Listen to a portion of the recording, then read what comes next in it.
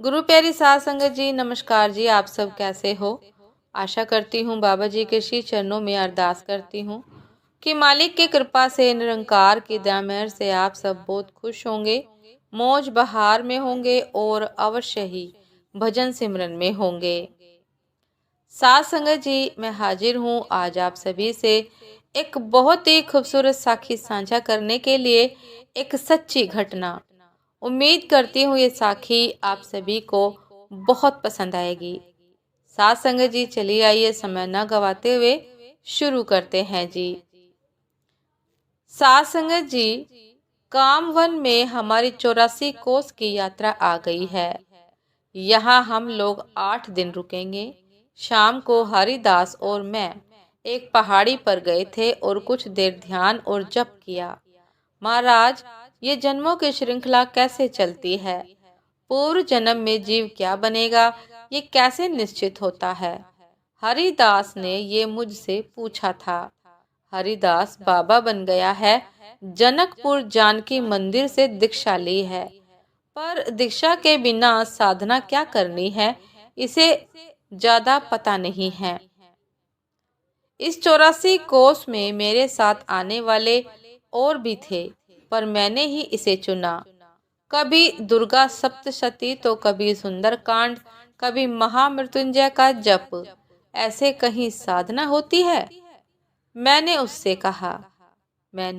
कहा कि तू हरे कृष्ण इसका नित्य जप कर और इसे जप करते हुए 1 लाख तक की संख्या में पहुंचा दे। तब से लगातार जप किए जा रहा है और मुझे कहता भी है कि आपने सही दिशा दी मुझे। नाम जप से एक अपूर्व शक्ति का एहसास हो रहा है। आज ये प्रश्न कर दिया हरिदास ने कि पूर्व जन्म के बारे में, कैसे कैसे ये जीवात्मा मरती है और फिर कैसे जन्म लेती है। मैंने कहा, मैं किसी गंभीर शास्त्र के सिद्धांत को नहीं उठाऊंगा। हाँ, एक कहानी सुनाता हूँ। कहानी सत्य है, पर नाम गांव में इधर उधर हो जाए तो मुझे नहीं लगता कि इसके कारण किसी को कोई हानि होगी, न तो साधकों को और न ही पाठकों को, न ही इतिहास को। हाँ सुनाइए, हरिदास ने कहा। मैं थोड़ी देर चुप रहा, फिर मैंने कहानी सुनानी शुरू की। साध संगत जी, उन दिनों भारत देश का बंटवारा नहीं हुआ था। न पाकिस्तान था और न बांग्लादेश, एक ही था भारत। महातांत्रिक भैरवनाथ, हाँ यही नाम था उस अघोरी तांत्रिक का, ढाका बांग्लादेश वर्तमान में रहता था। साध संगत जी, लोग उसके पास आते थे अपनी अपनी समस्याएं लेकर। वो समाधान करता था। पशु बलि तो उसके लिए आम बात थी, पर कभी कभी नर बलि देने से भी कहाँ चूकता था वो महातांत्रिक। गांव में उसका भय था, पता नहीं कब किसके पशु को खोल कर ले जाए और बलि दे दे। पर अब तो धीरे धीरे वो नर बलि भी देने लगा था। छोटे छोटे बच्चे कब उसके हाथ लग जाएं और वह महातांत्रिक उन बच्चों को काट कर देवी को चढ़ा दे। गांव दुखी था। अब कौन इस महातांत्रिक से पंगा ले? ये बात है आज से करीब 300 वर्ष पहले की। एक दिन उसी गांव से गुजरे एक वैष्णव साधु चैतन्य महाप्रभु के अनुयायी बस एक ही नाम जप, हरे कृष्ण कृष्ण कृष्ण हरे हरे, हरे राम राम राम हरे हरे, भिक्षा मांगने के लिए एक घर में रुके। घर के मालिक ने भिक्षा दी, पर भिक्षा देते हुए रो पड़े। क्या हुआ, क्यों रोते हो? बड़े मधुर स्वर में उन साधु ने पूछा था। महाराज, हम लोग बहुत दुखी हैं। हम ही नहीं, ये पूरा बांग प्रदेश परेशान है। हम गांव वाले तो ऐसे हैं कि कब उस तांत्रिक के लोग आएंगे और हमारे पशु और बच्चों को उठाकर ले जाएंगे, कोई पता नहीं। कृष्ण अच्छा ही करेंगे। शायद ये इन साधु का तकिया कलाम था। पर इस तकिया कलाम के पीछे इनकी अपार निष्ठा भी थी अपने कृष्ण के प्रति। वह साधु चल पड़े और पहुंचे सीधे उस तांत्रिक सम्राट के पास। हरे कृष्ण इस महामंत्र का जप किया।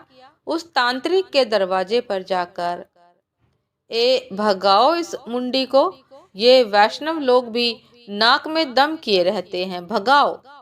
ये भागने वाले थे। ये तो भीतर ही घुस आए और चैतन्य महाप्रभु की तरह नाचते हुए नाम संकीर्तन आरंभ कर दिया था। ए तू जानता नहीं है ये किसका घर है? तू ये काम छोड़ दे, देख कृष्ण की भक्ति कर, तेरा जीवन सफल हो जाएगा। बोल हरि, बोल हरि, बोल तांत्रिक, हरि बोल तांत्रिक। नहीं बोलूंगा, जा भाग यहाँ से, तांत्रिक चिल्लाकर बोला। अच्छा मत बोल, पर तू आज के बाद इस गांव में कोई बलि नहीं चढ़ाएगा, साधु ने समझाते हुए कहा था। चढ़ाऊंगा, तू क्या कर लेगा? वह साधु हंसे। पर तू नहीं चढ़ाएगा। अगर चढ़ाया बलि इस गांव में तो उसी दिन तेरा शरीर जलने लगेगा और याद रखना तू कुछ ही दिन में मर जाएगा। इससे ज्यादा बोलना उन संत को भी अच्छा नहीं लग रहा था। हरे कृष्ण कृष्ण कृष्ण हरे हरे नाम जपते हुए चल दिए वह महात्मा। तांत्रिक ये नाम मंत्र सुन रहा था। हट जाओ, आज ही एक भैंसे की बलि दूंगा, देखता हूँ मेरा कौन क्या बिगाड़ लेगा। भैंसे को काट कर देवी के आगे चढ़ा दिया। मर गया, ये क्या हो रहा है मुझे? उसका शरीर जलने लगा था। चिल्ला पड़ा था वह तांत्रिक सम्राट। बड़े बड़े वैद्यों के पास गया पर कुछ लाभ नहीं, और कहते हैं 5 दिन तक चिल्लाता रहा और फिर मर गया। साध संगत जी हरिदास की इस कहानी को ध्यान से सुन रहा था। हरिदास मेरी इस कहानी को ध्यान से सुन रहा था। फिर क्या हुआ? मैंने कहा कि फिर वही तांत्रिक सम्राट डाकू भैरव सिंह बना अगले जन्म में। डाकू भैरव सिंह कैसे डाकू बना, किन परिस्थितियों में बना, ये सब बताने का अभी समय नहीं और उस बात की कोई उपयोगिता भी नहीं है। मुख्य बात यह है कि उसमें वह बीज थे और अंतःकरण में जैसे बीज होते हैं वैसा ही पेड़ बनता है और फल भी वैसे ही आते हैं। हाँ तो हरिदास वह तांत्रिक डाकू बना, कितनों को मारा, कितनों को काटा, कोई हिसाब किताब किसी के पास नहीं है। उन दिनों अंग्रेजों का शासन था हमारे भारत में। अंग्रेजी हुकूमत डरने लगी थी भैरव सिंह से। कब किसको लूट ले ये भैरव सिंह कोई नहीं जानता था। साध संगत जी एक बार राजस्थान के धौलपुर में चारों ओर से घेर लिया था अंग्रेजों के सैनिकों ने, और अंग्रेजों ने बहुत कहा कि अपने हथियार डाल दो नहीं तो शूट कर दिए जाओगे।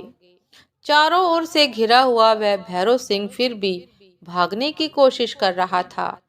चारों ओर से गोलियों की बारिश हुई उसकी छाती पर। लहूलुहान भैरव सिंह, पर ये क्या, उसकी आंखों के सामने वही वैष्णव साधु और कह रहे हैं, बोलो भाई हरि बोल, ये काम ठीक नहीं है। मैंने कहा था ना, अब तो बोलो, हरे कृष्ण कृष्ण कृष्ण हरे हरे, हरे बोलो, हरे कृष्ण बोलो। ओह, ये तो वही साधु है। पुनर्जन्म की स्मृति लौट आई। पर उसी समय एक अंग्रेज ने आकर अंतिम गोली उसके सिर पर दे मारी। हरि बोल। पर हरिदास मरते समय उसकी आंखों के सामने वह अंग्रेज था और मुंह से हरि बोल एकाएक निकल पड़ा था। भैरव सिंह मर गया। फिर क्या हुआ आगे? मैंने कहा, आगे वह भैरव सिंह इंग्लैंड में पैदा हुआ। मिस्टर डेविड, पता नहीं क्यों इस जन्म में वो शांत रहता था, किसी से ज्यादा नहीं बोलता था। कभी झगड़ा करते हुए किसी ने इसे देखा नहीं था।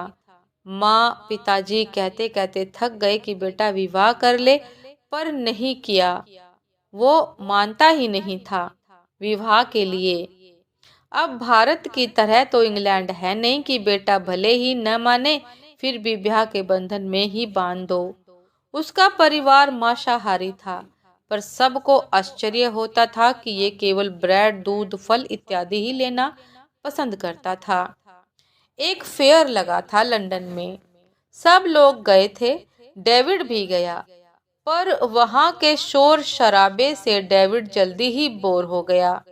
इधर उधर भटकता हुआ डेविड जब दूर जाकर एकांत में बैठ गया, तब उसने देखा कि 10-15 अंग्रेज माथे में तिलक लगाए हुए और मजीरा और ढोल को बजाते हुए जा रहे थे और नाम मंत्र बोलते हुए नाचते हुए।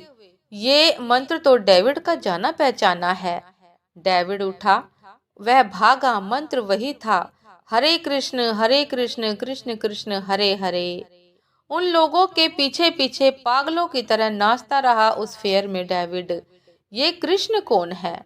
सुप्रीम पावर, यही कहा था उन एस्कॉन के अनुयायियों ने। कहाँ मिलेगा? वृंदावन। वृंदावन? डेविड ने फिर पूछा, कहाँ है ये वृंदावन? इंडिया। जाओ डेविड, वहां जाओ। डेविड ने घर वालों से बात की। पाश्चात्य देश हमारी तरह तो है नहीं कि माँ रो रही है बेटा मत जा वहां, तो डेविड को सूचना देनी थी। सो उसने अपने घर वालों को दे दी और लंदन से दिल्ली की फ्लाइट पकड़ी और सीधे भारत की राजधानी। फिर दिल्ली से वृंदावन कहाँ मिलेगा? मुझे वो कृष्ण वृंदावन में आकर पागलों की तरह पूछता फिरता था। किसी पंडे ने ऐसे ही बोल दिया, कृष्ण आते हैं रोज निधिवन में। हाँ, रोज आते हैं, डेली। साथ में अंग्रेजी का पुट भी लगा दिया। पर कोई रह नहीं सकता रात में। क्यों? उस अंग्रेज का प्रश्न था, सही था कि क्यों नहीं रह सकता, पागल हो जाता है। पंडे ने इतना बोलकर अपना पल्ला झाड़ लिया। और क्या, अंग्रेजी में बोलने में और समझने में उस बेचारे पंडे को कितनी परेशानी होगी, मैं समझ सकता हूँ। पर मैं तो देखूंगा, मन में ही कहा डेविड ने। पर पागल हो गया तो? अरे कृष्ण मिलेगा तो पागल ही क्या, मर भी जाऊं तो क्या गम। रात में गया और निधिवन में जाकर सो गया।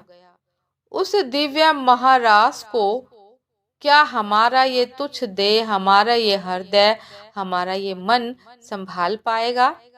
अरे साधारण से थोड़ी भी ज्यादा खुशी हमें मिल जाए तो डॉक्टर कहते हैं खुशी भी ज्यादा हो जाए तो हार्ट अटैक आने की संभावना बढ़ जाती है।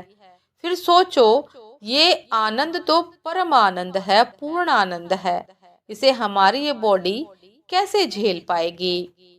नहीं झेल पाएगी। सुबह जब निधिवन का द्वार खुला तो डेविड बेहोश मिला। हरिदास, ये सत्य घटना है।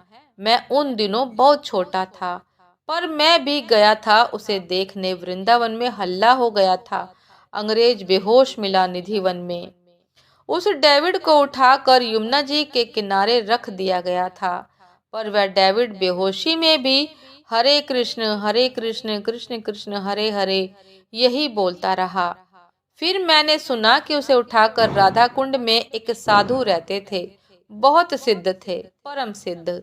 उसके पास जैसे ही लेकर गए, डेविड को देखते ही वो साधु बोल उठे, अरे महातांत्रिक, तू यहाँ?